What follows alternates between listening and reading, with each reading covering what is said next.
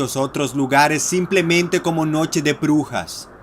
Lo cierto es que es la celebración por excelencia donde nacen las historias más macabras, las anécdotas más tenebrosas, donde lo sobrenatural, lo terroríficamente desconocido fungen como invitados principales. Incluso además, para rememorar a los que ya no están entre nosotros, pero que se presume habitan en otro plano que de alguna forma mantiene una conexión con esta realidad. Es aquí y ahora donde es menester despertar nuestros más profundos temores a través de las infinitas crónicas que orbitan en esta oscura época. La pequeña Raquel había salido de la escuela y se hallaba de camino a su casa, pero esta vez se le ocurrió tomar una ruta nueva. En el camino se encontró con una niña sentada a la orilla que lloraba y se acercó para ver qué pasaba. La niña le explicó que su gato se había metido ahí y que tenía miedo de ir a buscarlo.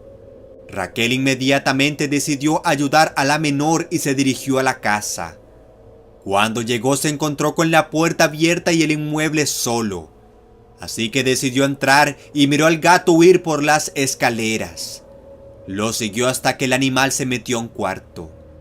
Raquel lo siguió y se encontró en la habitación de una niña. Había paredes forradas de color rosa y muchas muñecas que parecían mirarla.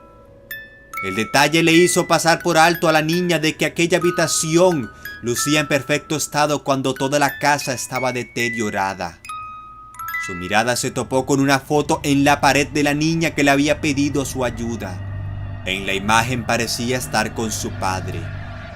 Raquel se asustó y tomó la decisión de salir corriendo del lugar, aunque ya demasiado tarde, pues cuando volvió la vista, la niña del bosque se encontraba al frente de la puerta, ensangrentada y con las ropas desgarradas.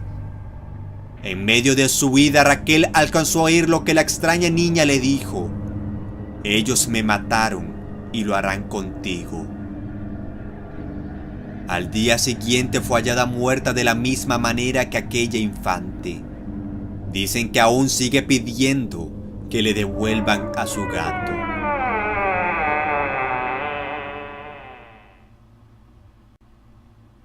Para muchos no les será novedad escuchar que Halloween es una celebración ideal para muchas sectas que practican sacrificios humanos, muchas de ellas camufladas de las leyendas que han surgido en torno a ese día. Tal es el caso de esta historia. En el pueblo de Héctor, la celebración de Halloween es todo un suceso importante.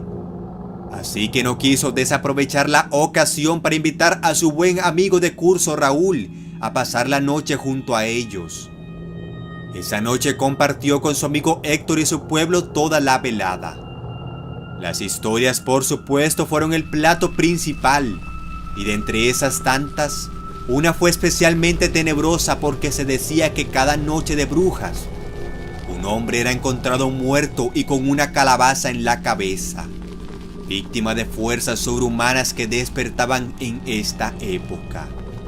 Más allá de parecerle terrorífica y entretenida, a Raúl jamás le pasó por la mente que esa misma noche pasaría a formar parte de esa espeluznante leyenda. Estaban en el centro del pueblo donde se reunían la mayoría de personas. Para en aquel entonces a Raúl se le había olvidado que en el camino había visto a un hombre en el bosque todo lleno de sangre que se le había quedado mirando penetrantemente, pero se imaginó que había sido alguien con un disfraz. Nada más alejado de la realidad.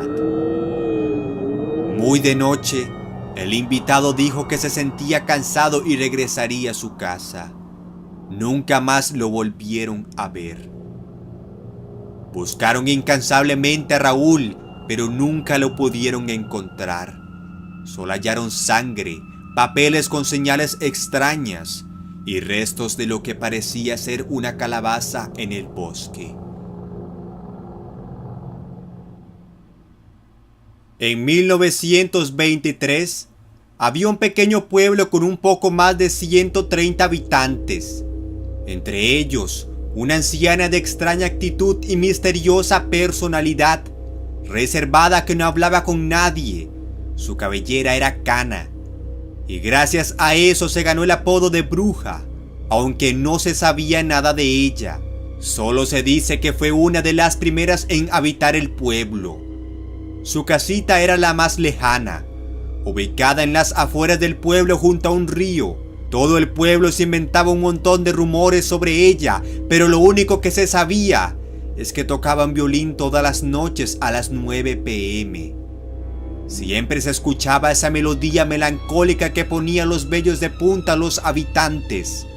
Las madres jamás dejaban a sus hijos jugar cerca de su casa, ni los jóvenes iban a verla, ni de día ni de noche.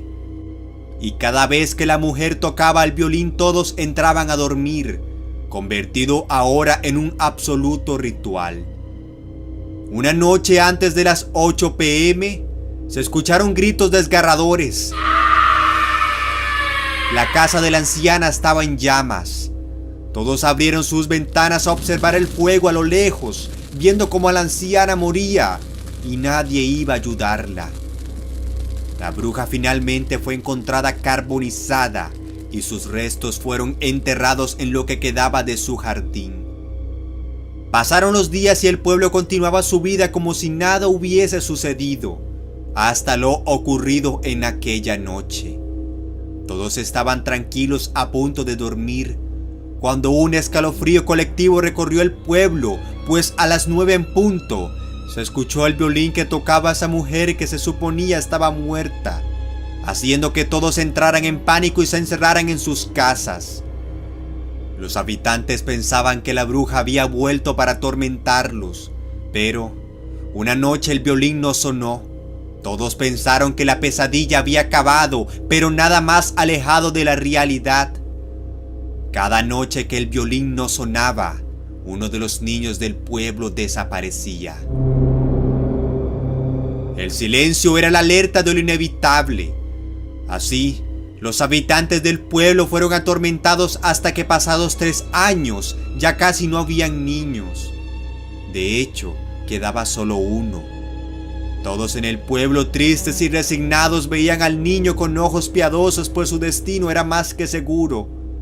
El chico en particular sabía en su interior que la bruja lo había dejado de último, porque su muerte sería la más cruel, sin contar la agonía psicológica que le provocaba entender que la anciana llegaría por él en cualquier momento. Él sabía que había provocado la maldición que asolaba al pueblo, al quemar por maldad la cabaña de la anciana del violín aquella noche.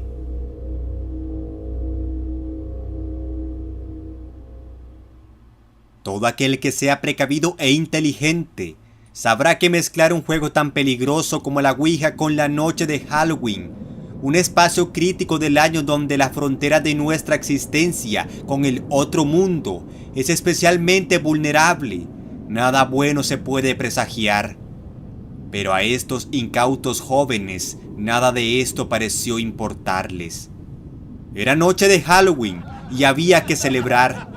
Así que un grupo de jóvenes estudiantes decidieron reunirse en casa de uno de ellos, pues sus padres no estaban y era el lugar perfecto para la propuesta. La noche llegó y la tabla de Ouija cerraría con broche de oro aquella intrépida velada. April, la chica más tímida del grupo, fue la designada para dirigir la sesión. Bastó poco tiempo para que un supuesto espíritu de nombre Ruth hiciese contacto con ellos. Decía ser una chica de 16 años que había muerto asesinada y que les decía que era de la misma ciudad que ellos. El juego parecía inocente y luego de una larga sesión de preguntas y respuestas, decidieron que era momento de hacer otra cosa. Posteriormente, April subió al baño sola y ni vio encerró la puerta. Un estrépito golpe se escuchó sobre ella. Asustada la abrió, atropellando torpemente el cuerpo de Curtis, el dueño de la casa, con un cuchillo clavado en el cuello. Bajó gritando y llorando solo para darse cuenta que sus amigos habían sido asesinados de manera brutal. Trató de salir corriendo, pero los nervios la traicionaron y cayó desmayada. Poco después, la policía, alertada por los vecinos, llegó y encontró a la joven bañada en sangre. La videocámara de uno de los chicos reveló todo. April mató fríamente a sus compañeros y fue encarcelada por homicidio, pero ella siempre lo negó.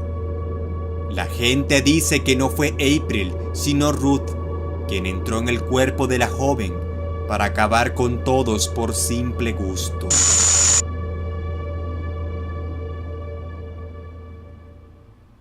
Cuando el padre y cabeza de una familia que residía en uno de los bosques más apartados de Salem partía por un tiempo, el jovencito Ray, de tan solo 15 años, era el responsable de velar por su madre y sus hermanos.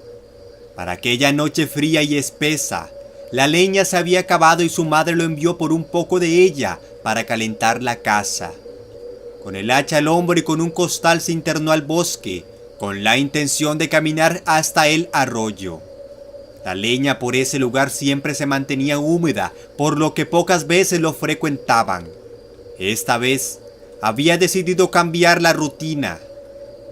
Con el avance de sus pasos y la noche, la luna le dejó vislumbrar un pequeño claro donde a tan solo pocos metros presenció la silueta de una anciana hincada con una capucha negra.